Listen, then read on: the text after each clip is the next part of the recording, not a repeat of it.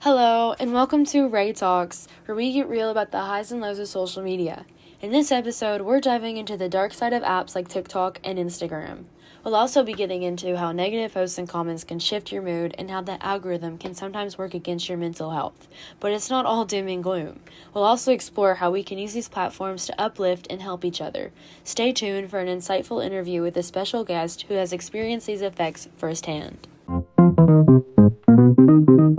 Social media has become an integral part of our daily lives, offering a platform for connection, creativity, and expression. TikTok and Instagram allows us to share moments, discover new trends, and engage with a global community. However, they also come with a darker side. By discussing these aspects of social media, I strive to bring awareness to the effects social media has on our mental health and overall well-being. When you think of TikTok, you think of a place where people state their opinions, criticize others, or spread harsh idealizations. But what if TikTok wasn't this harmful space? I'm sorry to break it to you, but it wasn't intended to be this way. The users turned it into what it is today. TikTok was originally an app called Musical.ly, a platform for fun lip-syncing videos. Then it was turned over into TikTok, an app meant for dancing, videos, and skits. Now TikTok is a negative space that we are addicted to. Did this rebranding cause us our sanity? Do you ever find yourself scrolling on a social media platform, find a video you are intrigued by, and then check the comments? I bet while scrolling through those comments, you find at least a few negative or harmful remarks. Or maybe the whole comment section is full of them. How does that make you feel? How do you think that makes the creator of the video feel? Many people will engage in these repulsive statements. You can easily find others body shaming, bullying, or even telling people to commit suicide. Being kind doesn't cost you anything. Why do this to people? We all have feelings. Not only do people post negative comments, some post things regarding sensitive topics, possibly triggering others. It's fine to spread awareness, however, we shouldn't talk or make fun of sensitive topics in an unhealthy way. Not only do users do this, they will also post about drugs, addiction, alcohol, and obsession, which has become a huge problem. We are managing to normalize these unhealthy trends. Have you seen the term Delulu mentioned? I'm sure you have. He wants to marry me.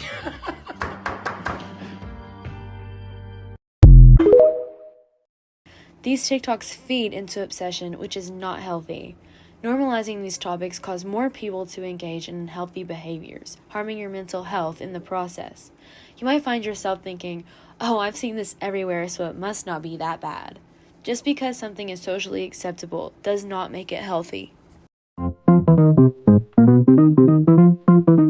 In the next section, we will be discussing how the posts recommended to you can alter your mood or state of mind.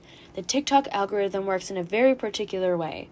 You will be recommended posts that the algorithm thinks may relate to you. This is based off things you search up, people or hashtags you follow, or even the things you have conversations about with other people. There is a theory that social media platforms, predominantly TikTok, actively eavesdrops on subjects you talk about. For instance, coming from my own experiences, I will be talking to my friend about going on a trip to a familiar tourist attraction. Then later, once I get on TikTok, I will see several posts about this location, even though I never searched it up.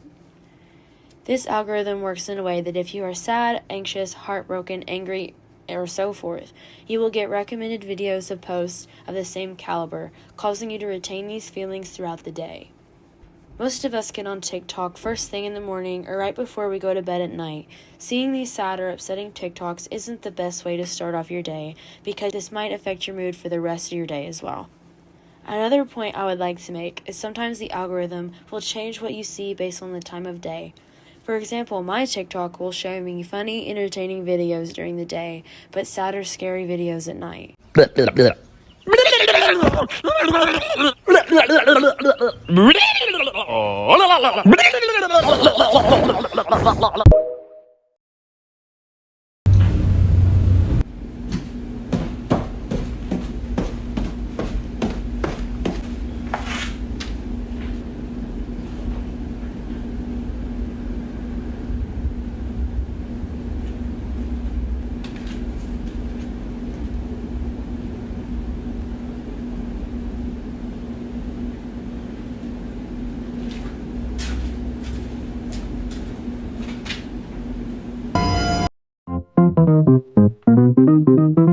We surround ourselves with the poor effects of social media every day, and it's becoming the downfall of our mental health, in which we then feed into these feelings with more of the dark side of these apps. In the previous week, I conducted my own personal study to document how addicted we are to social media.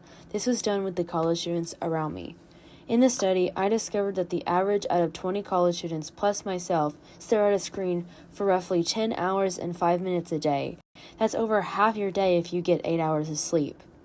Out of that 10 hours, about 54% of it is due to social media use.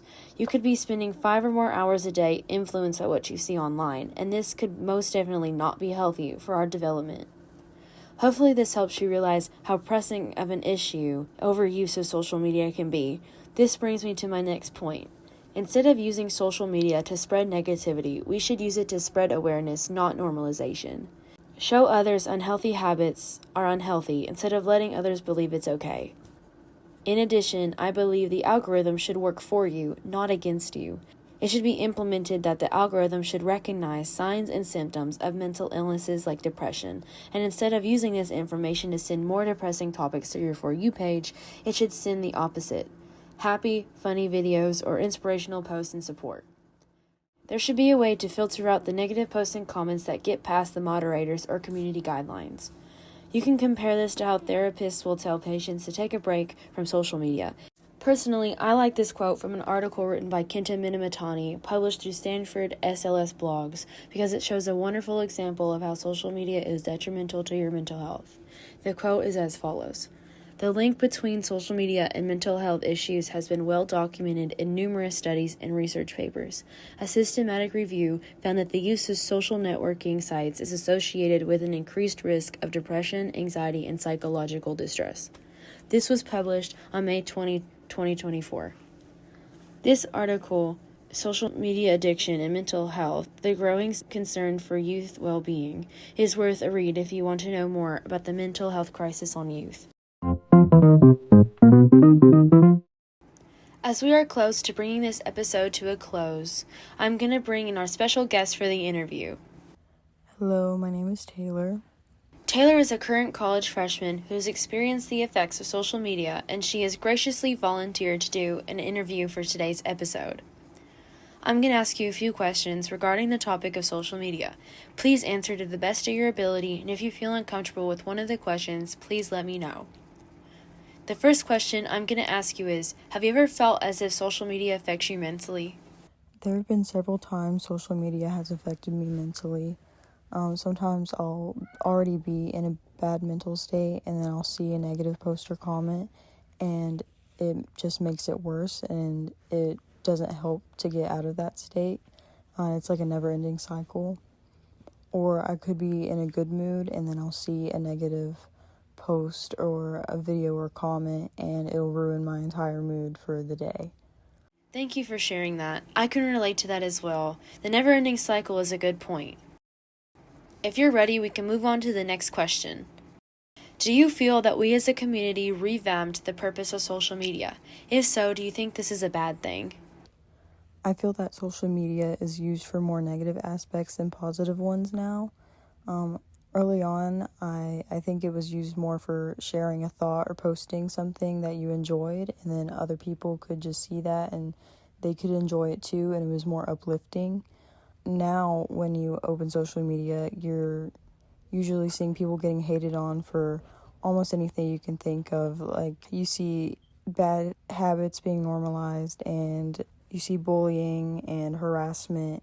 Absolutely. When I think of the reason people hate on others, I see it as them either reflecting their own insecurities, self-hatred, or they have past trauma. When we hate on others, it destroys their own self-esteem. This reminds me of the saying, the abused becomes the abuser. If you're ready, we can move on. The final question I will ask you is, how often would you say you use social media? I use social media for hours every day. I would say an unhealthy amount of time is used viewing social media. I'm aware of how much it impacts my mental health, but it's very addicting, and it's easy to get trapped in a loop of opening and closing the same apps for hours. Yes, I can admit I find myself doing this as well. I'd say I do it more at night before bed, which causes me to have a poor sleep schedule, which definitely affects my mental health.